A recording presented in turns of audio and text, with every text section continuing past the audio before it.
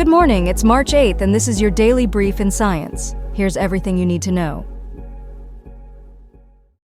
SpaceX is gearing up for a pivotal moment in space exploration, with its third test flight of the Starship rocket scheduled for March 14th at Boca Chica, Texas. This upcoming mission, pending FAA approval, promises to push the boundaries of space travel with a series of critical tests, including the operation of the payload door, in-space propellant transfer, and the reignition of the Raptor engine, all while following a new flight trajectory aimed to land in the Indian Ocean. This test is not just a technical feat, it's a crucial step for SpaceX, as the success of the Starship program is intertwined with NASA's ambitious Artemis mission, which aims to land astronauts on the Moon in 2026. SpaceX's Starship has been earmarked for these lunar crew landings, highlighting the importance of these test flights. Moreover, the interest in Starship extends beyond governmental space agencies, with private citizens like businessman Jared Isaacman and Japanese billionaire Yusaku Maezawa already signed up for future flights, showcasing the broad appeal and potential of SpaceX's endeavors. However, the path to the Moon is not without its alternatives. NASA has also contracted Blue Origin for a lunar lander, providing a backup plan should Starship face delays, underscoring the competitive and collaborative landscape of modern space exploration. Before Starship can carry astronauts, NASA requires it to demonstrate multiple successful missions, making each test flight a critical step towards proving its safety and reliability for crewed missions. This is a key factor in NASA's timeline for returning to the Moon, with significant implications for international competition in lunar exploration. As the FAA concludes its investigation into Starship's second flight without yet awarding a license for the third, the upcoming launch represents a potential milestone for SpaceX's ambitions, not just for lunar exploration, but as a stepping stone for future missions to Mars. The success of this test could solidify SpaceX's role in the next era of space exploration, marking a significant moment in the journey back to the Moon and beyond.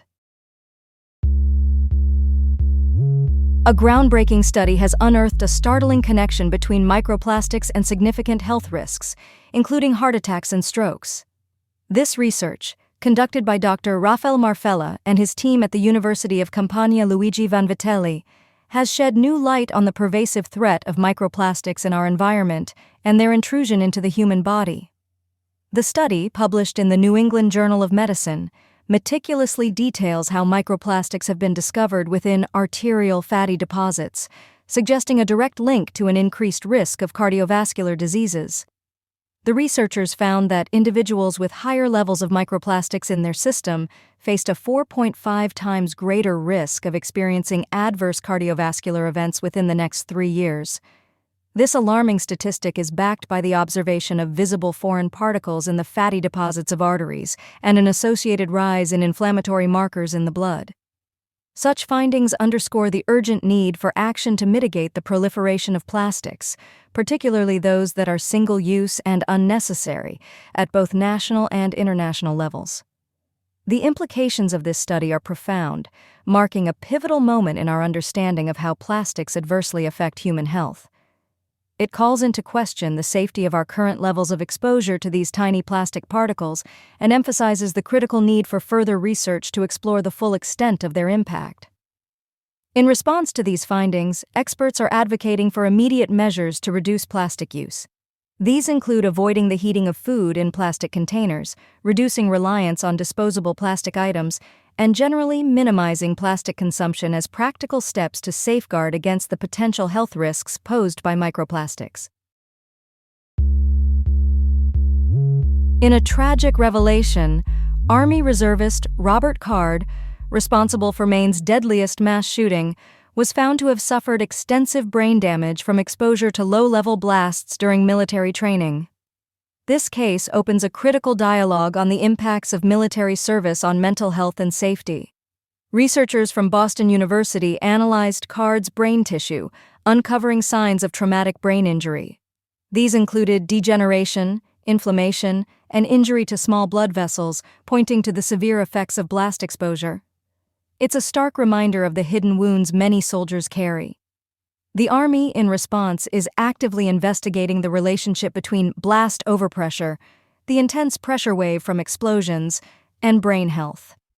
Efforts are underway to mitigate soldiers' exposure to such risks, highlighting a proactive approach to safeguarding our service members' well-being.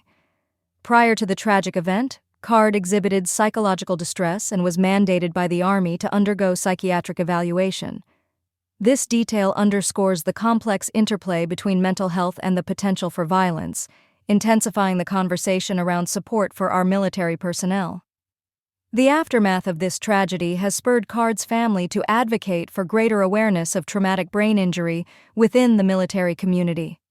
They hope to illuminate the challenges faced by those who serve and the urgent need for comprehensive support. Imagine stepping into the vast, icy landscapes of Siberia, only to be greeted by creatures from a bygone era.